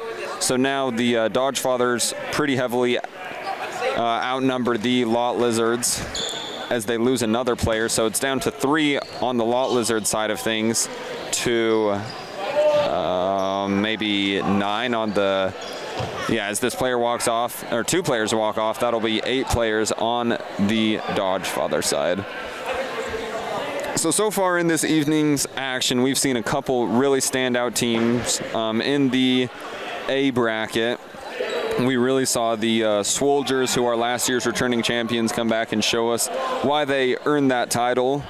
They've been making some pretty impressive throws and even more impressive catches, it seems like, on in their same bracket. We've also seen the Knucklers, who have made a pretty good showing, and then kind of the surprise of the evening, the Purple Cobras, who have just found a way to stay in the action all evening long, as the first game seems like it's just about to wrap up here, unless the player from the Lot Lizards makes a really impressive throw either into the, or catches the ball, brings some players back on the court. It looks like he makes a great throw there to get 1 player out, but he still has a long way to go, as there are 5 players left from the Dodge Fathers who are still on the court. And he's measuring up his competition. Here's a throw, and that almost goes into the basket. That would have been the first money ball we've seen on this side of the court this evening. And another great throw there as he gets out after all that action. So an impressive showing from the last player of the Lot Lizards, but it turns out to be the Godfathers who come onto this side of the court, and I don't know how they've been playing on the other side, but it seems like with that victory right there that they've been holding their own. And then on the other side of things, we got to see them the last matchup, the Squirtle Squad, as they took on the Lot Lizards, won them extremely effectively, only getting hit maybe 2 or 3 times in the entirety of their matchup. So I would not be surprised if we saw the Squirtle Squad, who won just a couple of years ago, matched up against the Swolgers on the other side of the pool later on this evening. And the ref's getting ready. There goes the starting whistle. A couple players take a charge towards midcourt, and 1 player's out from each side. And it looks like the fans are really getting into this one.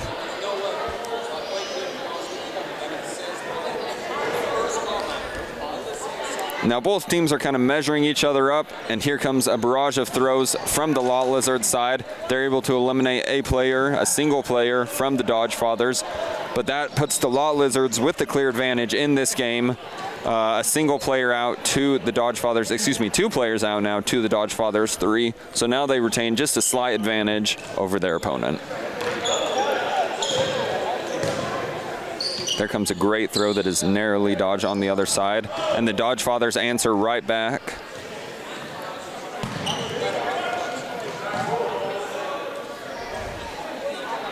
Now, there's definitely 2 sides of this game. It seems like a lot of teams this evening have really understood the one side of this game, which is the throwing side. There's quite a few impressive arms in here. However, it seems like only maybe 2 or 3 teams really understand the catching side of things. There was one player from Brent Brown Toyota who made some pretty incredible catches, one after another in their games earlier on. However, they have been eliminated. Despite those great catches, the Brent Brown Toyota squad wasn't able to chalk up any victories over the evening, so they left this tournament, and we won't be seeing them in the seeded play. Now, earlier on, I said there would be 8 teams in the seeded play. Now, after viewing the bracket for the evening, it looks like because of the Houston real estate team not showing up for the evening, we're just going to be seeing 6 teams in the seeded bracket. One of those teams will definitely be the Swolgers. One of those teams will definitely be the Squirtle squad. After that, the water gets a little muddy, but we're pretty sure the Knucklers are moving on and the Purple Cobras team. And as far from this squad, it may be the Dodge Fathers who are moving on, but that still remains to be seen depending on their performance in these next couple of games. Now, this game has really stalled out after the Dodge Fathers making a resounding win for their first game. They haven't been able to do much here. It looks like they have a scheme kind of coming up, and a couple really good tosses are made here to eliminate one player from the Lot Lizards. But after all those throws, it doesn't really feel like much. Another great toss that is narrowly avoided. We got to remember that if you hit the player's clothing, that counts as an elimination. So the refs have a lot to watch here, and an awesome catch is made, bringing a player back into the game. However, the player that made the catch is quickly eliminated. That does not mean that they lose the elimination they made on the other side from the awesome catch. So really a play that, after all is said and done, worked out in their favor. They lose one, gain one, and the other team loses one.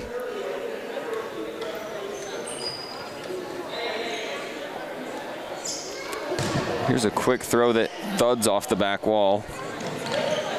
And a player charges up, holding the ball behind his back, hoping for a little trickery, but that ends up not really getting him anywhere.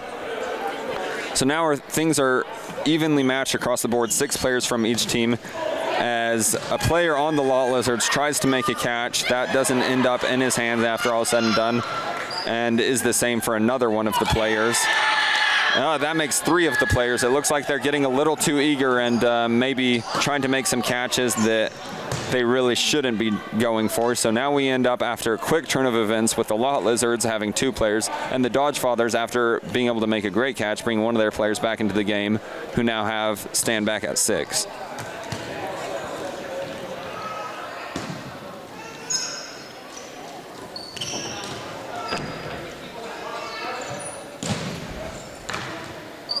Now we'll see if the Lot Lizards are able to climb their way back into this one, or I guess crawl their way, since they're the Lot Lizards. Meanwhile, the Dodge Fathers on the other side try to make a catch, and it bounces off his hands and onto the floor, meaning he is out. So now we're sitting at 5 players for the Dodge Fathers, with 2 players on the other side for the Lot Lizards. We'll see if they can hang in this one.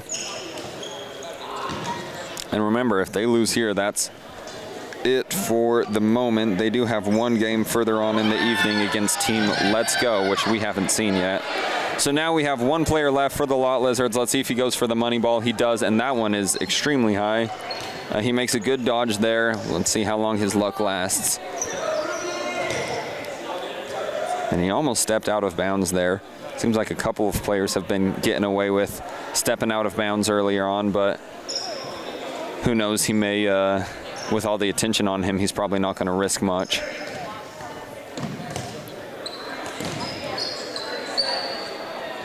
He dashes back into the corner for another ball. The Dodge Fathers, all they have to do is make one more hit here, land one more hit, and that's the game. And he makes a great toss there off the back wall. And it looks like that's the game. It ends very quietly. I'm not even really sure what happened. It looks like a nice little toss was made there. And that's it for this round of play. I'm Tucker with Spanish Fork 17. We'll see you in a moment. And welcome back to the action. This is Tucker with Spanish Fork 17. And we're off to a quick skirmish right at the beginning. It looks like one player came crashing across midcourt, and they took a head-to-head collision. I can't tell, but I think one of the players is a little shaken up. And it seems like they're both okay. Yeah, maybe not the best strategy to go diving over midcourt head first during a recreational dodgeball game, but I'll let these players be the judge of that. Maybe if they end up with a victory after that bold strategy, then I'll be proved wrong here. So on the left side of the court, we got team Let's Go. All right, and on the right side of the court, we have the Dodge Fathers, who won 2 games back-to-back against their previous matchup, the Lot Lizards. And we will probably see the Lot Lizards later on this evening. Now, there's not a ton happening here up front. It seems like both teams are pretty content with just hanging on to the ball, and maybe this is why the games took so long previously on the other side of the building here.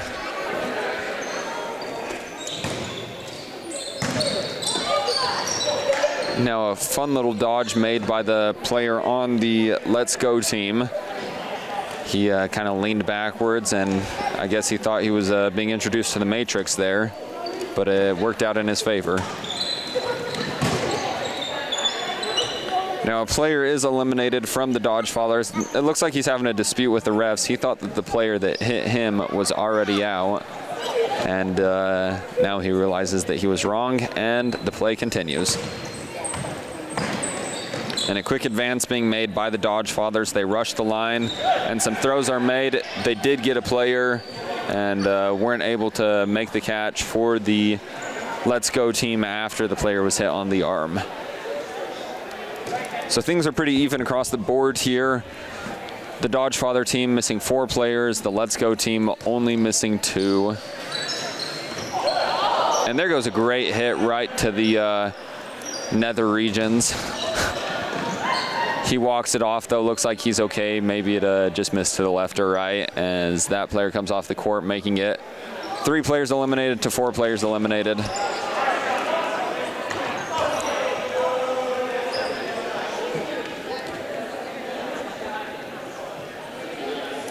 Excuse me, make that 4-4. Now this game is really stretching on. It seems like nobody is eager to make a throw here or make a catch or make a play of any sort.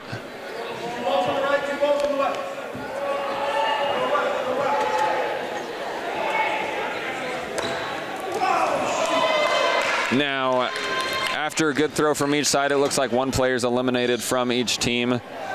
And the player turns around and says, "I'm already out. You don't have to peg me in the back while I'm walking away." Now, as we sit, there are, let's see, 5 players eliminated from the Let's Go team. And it looks like the Dodge Fathers are also missing 5. And the game just crawls forward like a dehydrated man through the desert at a similar pace to that. Another player is eliminated from Team Let's Go, and Team Let's Go advances forward, ready to make a play. Everything misses.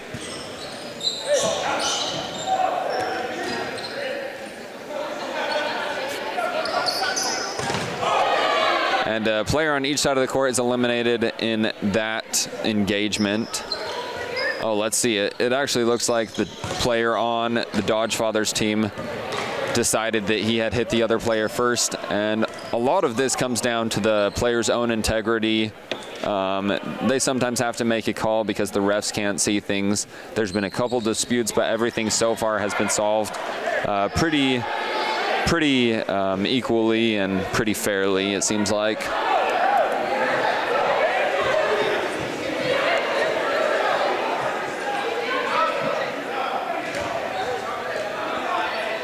Now here's one of these disputes that we were talking about. And it looks like it ends with a shrug of the shoulders. The player from the Dodge Fathers team should be able to see here that he has 3 guys on the court versus the 1 player from the Let's Go team. Now it looks like some of the Let's Go players are wearing jerseys. The jerseys say LFG, so it's Let's Go, but I'm trying to figure out what the word in the middle is that's missing. I'll just leave that one up as a mystery.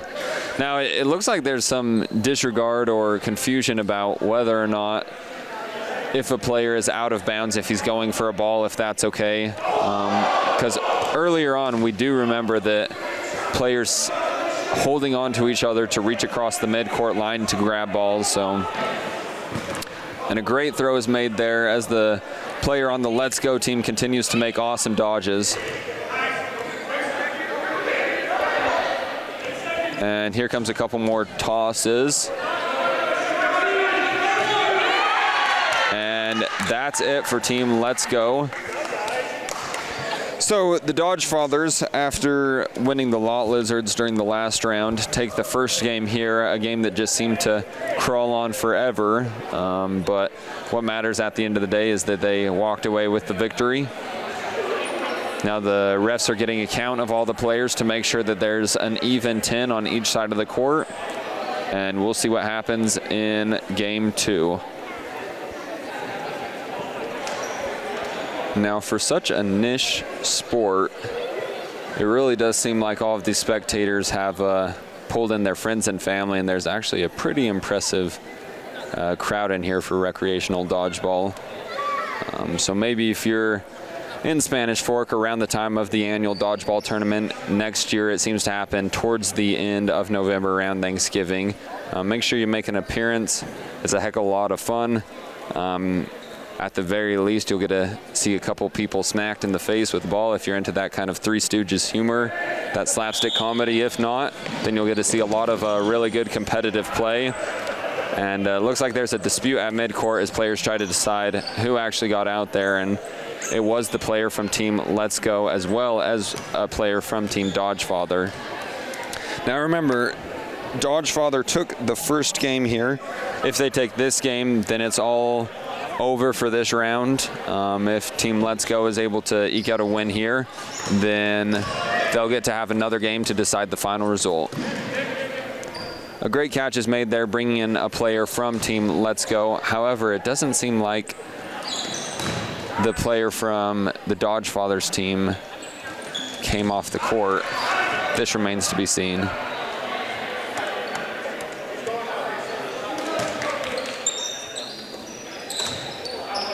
And what a throw that was. Let's Go is starting to creep ahead now, but if I remember correctly, if memory serves, we had the same result early on in last game. It seemed like the Dodge Fathers had a couple more players out, and somehow they were able to scrape their way through the nitty-gritty back into the game and find a win then. However, Let's Go is looking calm, collected, and cool, and they make a great catch there, bringing their player back in and taking out a player from the Dodge Fathers. It may be too early to say here, but it seems like the result has been almost decided. 4 players left on the Dodge Fathers side, 9 players left on the Let's Go side. Here comes a throw and another fantastic catch. As Team Let's Go, and just so I get this right for the record, it was the same player that made both of those catches, and he seems to have a pretty consistent tactic. He'll lean backwards, let the ball come in around his head, and just lean backwards into the catch.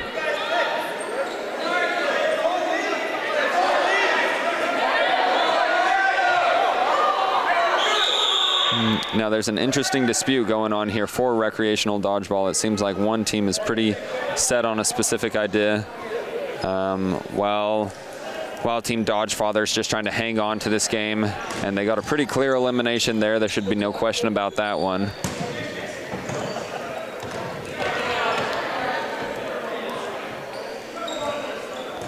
A couple throws way off target are made there, and a decent dodge sweeping to the side.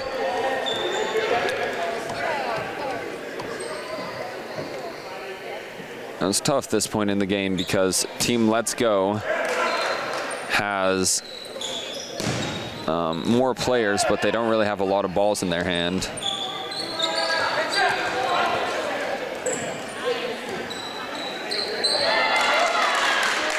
Now that makes it 2 to Team Let's Go's remaining 8.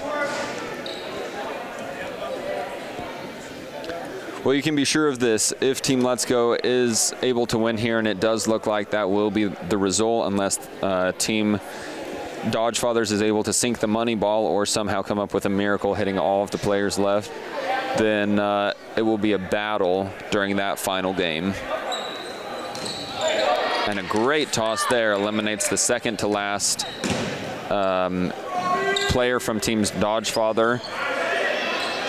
And a diving catch doesn't come up successful there, so one more player from Team Let's Go is out.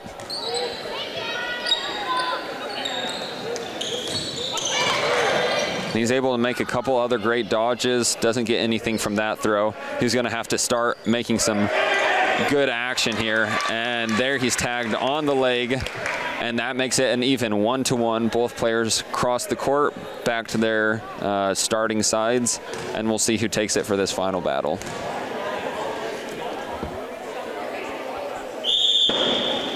And we're back for the final game, as an early tag is made there by Team Let's Go. And another tag made there. They're going to put Team Dodgefather against the ropes pretty early on. So after a pretty easy victory by Team Dodgefather for the first game, everything has been results in the opposite direction as they make 3 early tags. Now both teams measure up their opponent, and a great throw is made there. It doesn't result in anything.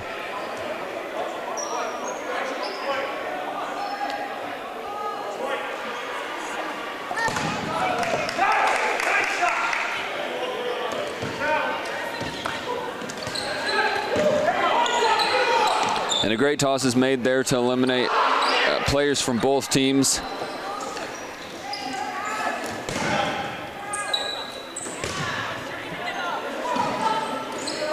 Now it looks like he didn't think he was out, but the ref saw the right angle to be able to make a good judgment call there. So now we're left pretty quick here with 3 players on the Dodgefathers and 8 players left. It looks like this is a kind of recurring sequence that happens here. This is the exact result that we saw late on in the last game. And a hard toss made there. And that'll put that player out.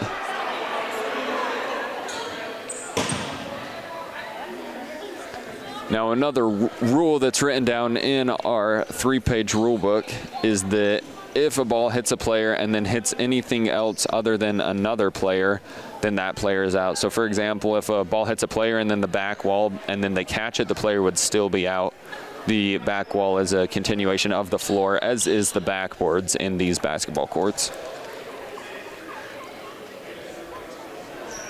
Now the opponents measure each other up after one player makes an exit from each side, and Team Let's Go brings in another player, and that'll do it. That's all our action between these 2 squads, Team Dodgefather and Team Let's Go, in this specific matchup. This is Tucker with Spanish Fork 17.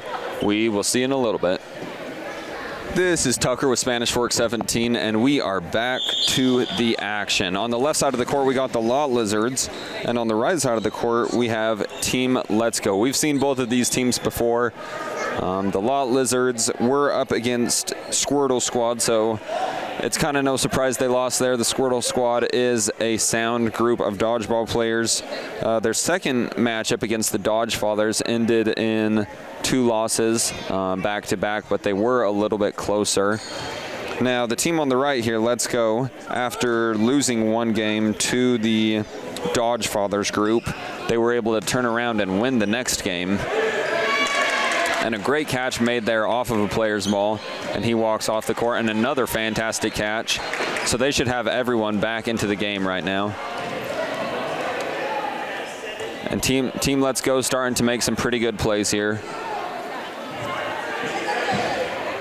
Now, Let's Go hadn't played for a while up to their matchup right before this against the Dodgefathers, so they lost the first game. Maybe they just need to get their arms warm back up, because in the second and third game, they won 7-0 and 8-0. So it seems like they're going to be one of the better teams out here tonight if they can get going. They do seem to play a little bit more slowly as compared to some of the other teams here.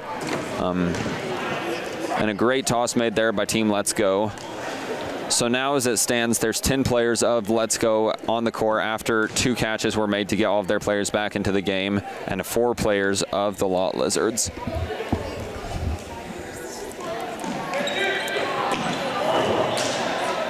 And a close scrape there, 5 players of the Lot Lizards. It looked like there was 1 player in the base shirt who was hiding over in the corner.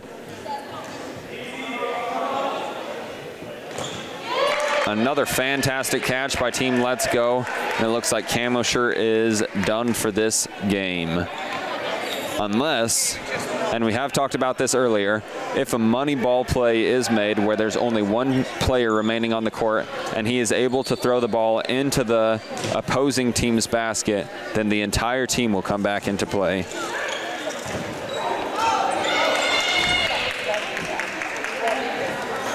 And after a few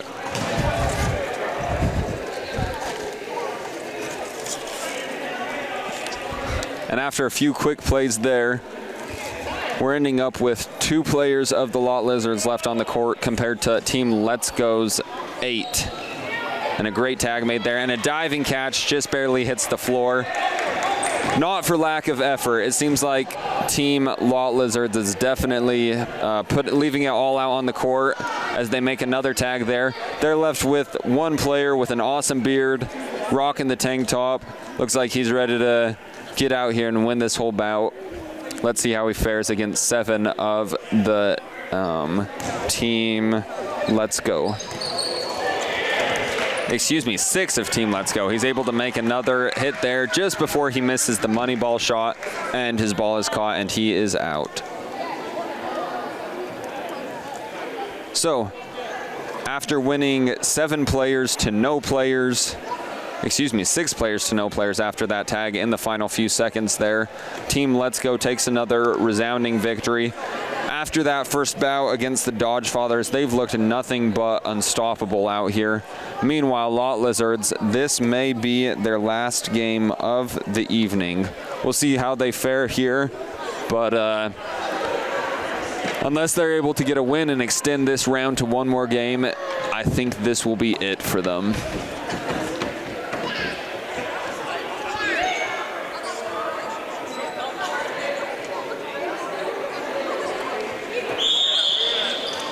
And there's the starting whistle. A lot of Team Let's Go.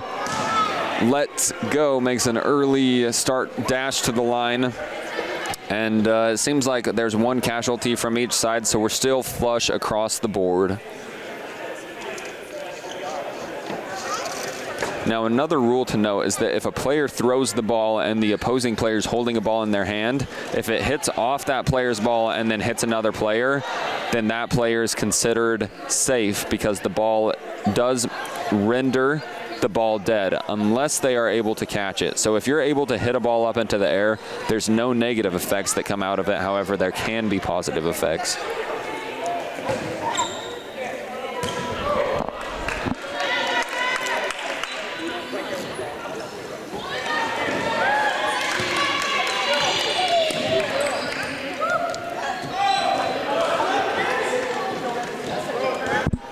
And a rye throw there heads off into the audience. Hopefully nobody in the spectator stand left was hurt by that one. I think because of the nature of the throw, it was a little bit slower, and how soft these balls are, we're probably okay.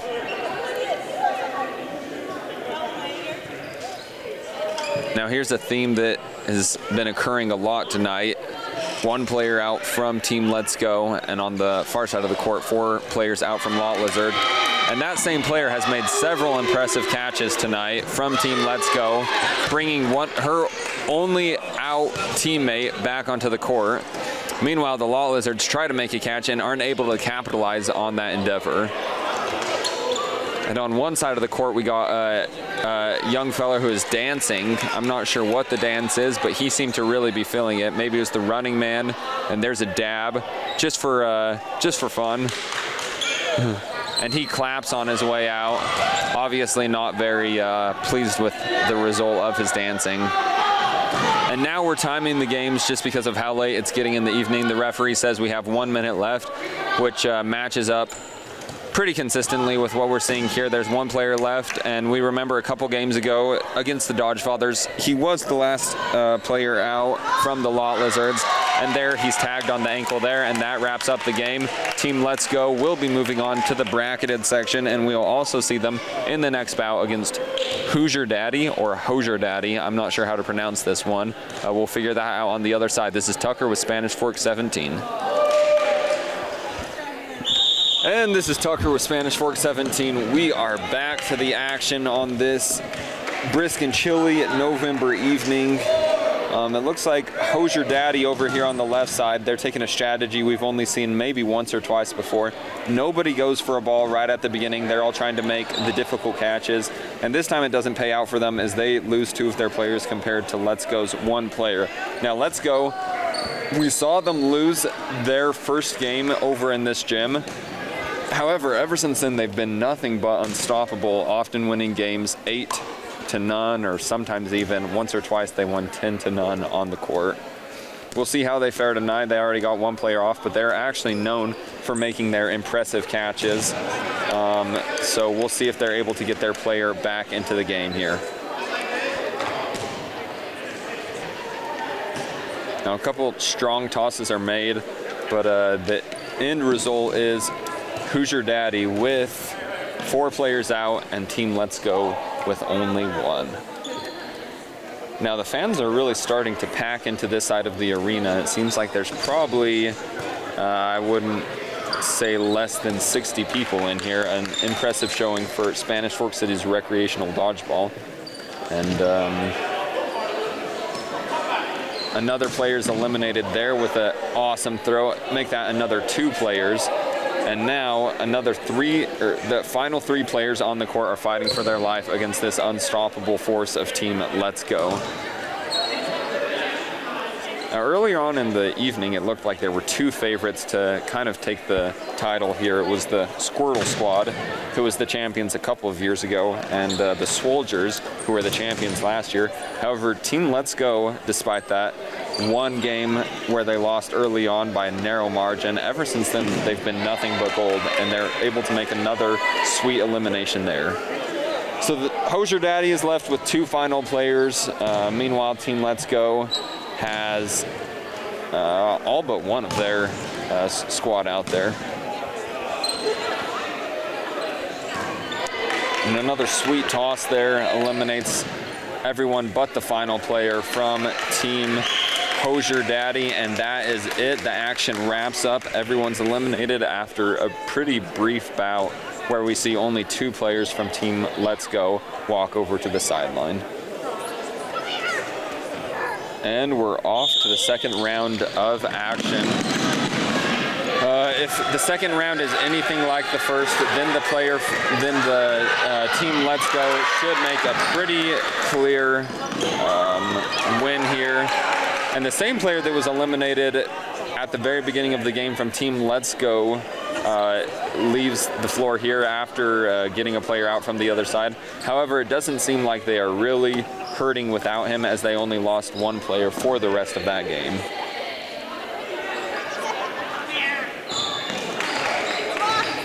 And a fantastic elimination heard there by everyone. We didn't all see it, but we all heard it.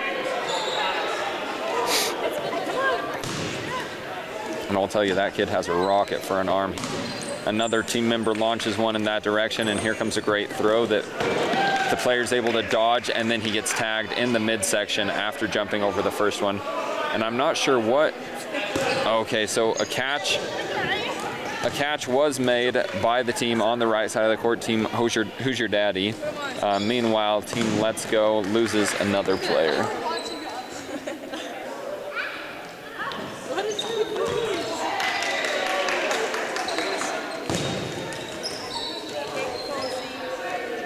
Another elimination is made from Team Hoosier Daddy, the player that was able to get back into play after a ball was caught earlier on. It turns out he's not able to do much with his time on the court. as another player is eliminated. He didn't seem to take that one too well. And another one. At this point, they're falling like dominoes. It seems like Team Hoosier Daddy is about ready to wrap up this one. I shouldn't talk too soon, though. They lose one player there, so now it stands. 4 players from Team Let's Go are off the court. Meanwhile, 5 teams from Hoosier Daddy are off the court. A great catch is made there, bringing another player in from Team Let's Go. He walks over, collects the ball, and comes back into the playing court. And a great throw is made from Team Let's Go. However, it does hit the player from Team Let's Go, or Hoosier Daddy, just a little too high in the face, and he will be able to stay on the court. That doesn't make much of a difference as 2 other players are eliminated. Now the player who maybe just got mildly concussed is still on the court. He almost makes the money ball shot right there, so he'll try again. That one misses far to the top, to the right, and there comes another great toss right to the face. He laughs a little. He knows it's all in good fun. And a great toss is made there. Team Let's Go thinks that one tagged him, and that one definitely tagged him. So Team Let's Go, after losing 4, which is actually pretty impressive numbers how they've been performing for this evening, is able to turn around, make the victory after 2 games. This is Tucker with Spanish Fork 17. We will see you in the bracketed rounds.